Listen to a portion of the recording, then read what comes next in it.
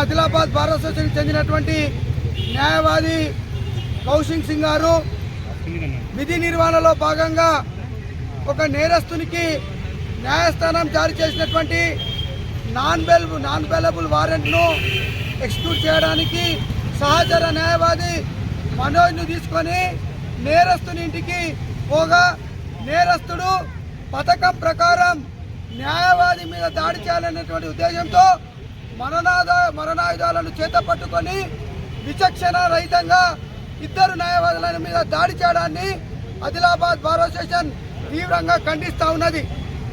Adilabad bar association ఏకగ్రీవంగా ఒక తీర్మానం చేసింది.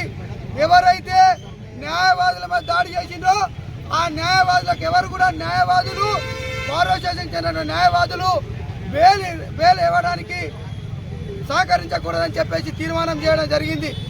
ఇయ్యాల కాదు నిన్న కాదు గత కొన్ని సంవత్సరాల నుంచి మేము ఈ ప్రభుత్వాలని డిమాండ్ చేస్తూ అనేక ఉద్యమాలు చేశాం. న్యాయవాదుల మీద అనేక సందర్భాల్లో తెలంగాణ ప్రాంతంలో యావత్ భారతదేశంలో దాడులు జరుగుతున్నాయి. న్యాయాన్ని పరిరక్షించేటువంటి న్యాయవాదులకే రక్షణ లేదని చెప్పేసి మేము గగ్గోలు పెడుతున్నప్పటికీ ఇంతవరకు కూడా ఈ యొక్క ప్రభుత్వాలు న్యాయవాద రక్షణ చట్టాన్ని అమలు చేయడం లేదు.